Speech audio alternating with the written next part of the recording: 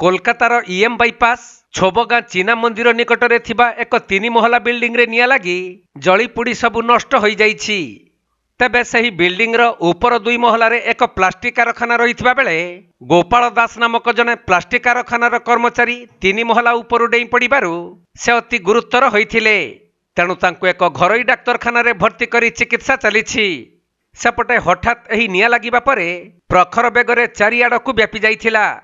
आउ कला धुआं आखपाख अंचल आच्छादित हो जाइथिबा बेले कारखाना भितरे बहुल परिमाण रे प्लास्टिक दहनशील सामग्री थिबारु कारखानाटी संपूर्ण निआरे पुड़ी जाइथिबा जଣା पड़िछि। हेले केउ कारणरू एही अग्निकांड घटिला ताहा जଣା पड़ी नाही।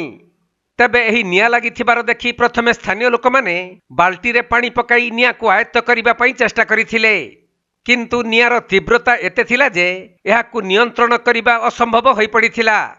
अन्यपटे जो बिल्डिंग रे निया लागिथिला सही घरटी अन्यान्य घर सहित लागी रहिथिबारु निया व्यापी जिबार चिंता बढ़ाइथिला।